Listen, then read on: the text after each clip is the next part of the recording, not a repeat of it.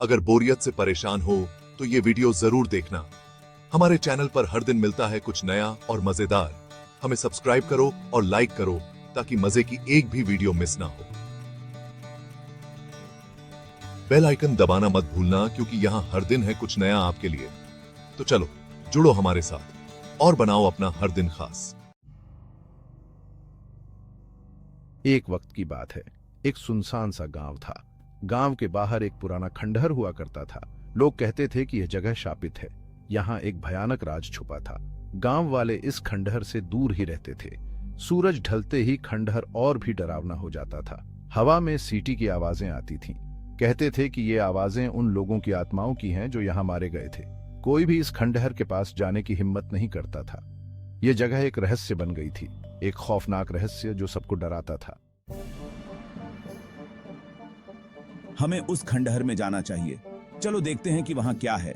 ठीक है, चलो ट्राई करते हैं। लेकिन सावधान रहना होगा, वो जगह खतरनाक हो सकती है। एक दिन 3 दोस्त अमित, राहुल और रोहन गांव आए। वे उत्साही थे और एडवेंचर पसंद करते थे। उन्होंने खंडहर के बारे में सुना। उनके मन में उत्सुकता जागी। वे इस खौफनाक जगह का राज जानना चाहते थे। तीनों दोस्तों ने खंडहर की ओर प्रस्थान किया। सूरज डूब रहा था, आसमान लाल हो गया था, खंडहर और भी भयानक लग रहा था। खंडहर के पास पहुंचते ही ठंडी हवा चलने लगी, पेड़ हिलने लगे, दोस्तों के दिल तेज धड़कने लगे। उन्होंने एक दूसरे को देखा। डर उनके चेहरों पर साफ दिख रहा था। धीरे धीरे वे खंडहर के अंदर दाखिल हुए। चारों तरफ धूल और मकड़ियों के जाले थे। टूटी हुई दीवारें और टूटी हुई छतें दिख रही थी। जगह वीरान और डरावनी थी। देखो, एक किताब। एक पुराना धूल भरी किताब एक टूटी हुई मेज पर पड़ी थी। उन्होंने किताब उठाई और उसे साफ किया। किताब के पन्ने बहुत पुराने थे। उन पर अजीब सी भाषा में कुछ लिखा था। ये क्या है? ये तो समझ नहीं आ रहा है। मुझे लगता है कि यह इस गांव का इतिहास है और यह भाषा, यह तो प्राचीन संस्कृत है। जैसे ही अमित ने किताब खोली, एक तेज हवा चली। खिड़कियां और दरवाजे जोर से बंद हो गए। दोस्त डर गए। उन्होंने एक दूसरे को देखा। उनके दिल तेज धड़क रहे थे। क्या हुआ? ये जगह तो सचमुच शापित है। हवा थम गई। खिड़कियां और दरवाजे धीरे धीरे खुलने लगे, लेकिन डर अभी भी उनके दिलों में था। उन्होंने महसूस किया कि वे अकेले नहीं हैं। मुझे लगता है कि हमें यहाँ से चले जाना चाहिए। ये जगह ठीक नहीं है। रुको, यहाँ कुछ लिखा है। इस गांव पर एक श्राप था, एक औरत की आत्मा, बदला लेने की कसम। अचानक कमरे में एक धुंधली आकृति दिखाई दी। ये एक औरत की आकृति थी।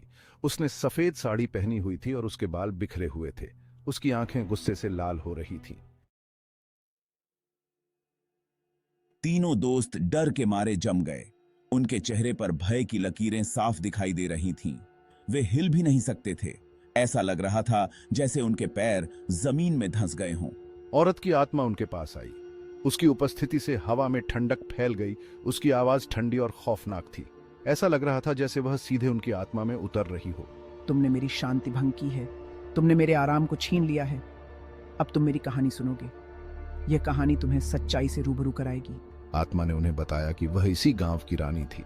उसकी कहानी बहुत पुरानी थी।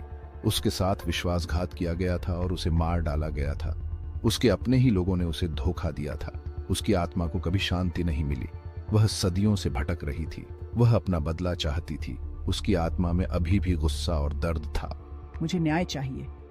मुझे मेरे साथ हुए अन्याय का बदला लेना है। मेरे साथ जो हुआ उसके लिए किसी को तो सजा मिले। यह अन्याय अब और नहीं सहा जाएगा। लेकिन हम क्या कर सकते हैं? हम तो बस यहाँ घूमने आए थे। तुम मेरी मदद कर सकते हो। तुम ही मेरे न्याय की कुंजी हो। तुम सच्चाई दुनिया के सामने ला सकते हो। तुम ही मेरी कहानी को सबके सामने ला सकते हो।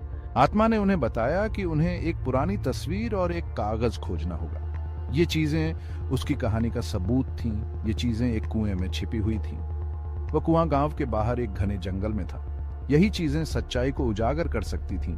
इन चीजों के बिना उसकी आत्मा को शांति नहीं मिल सकती थी।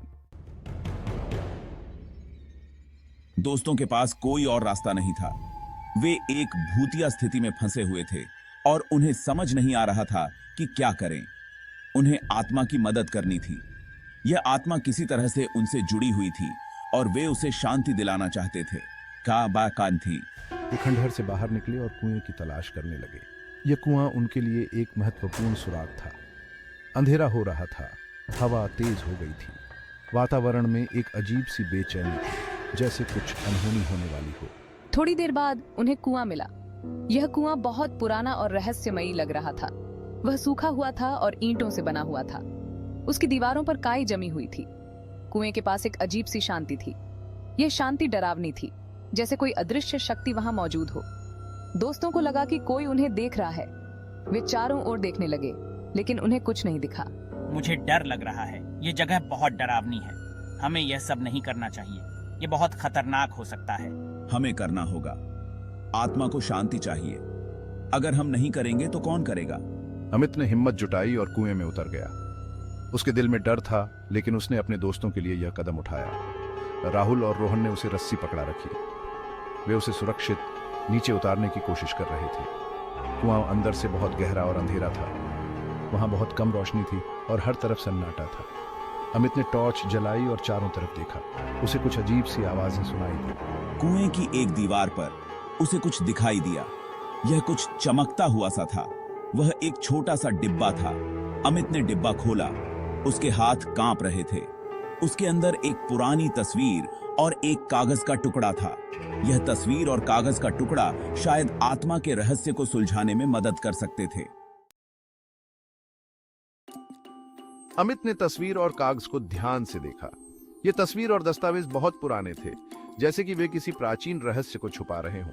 तस्वीर में रानी और एक आदमी था।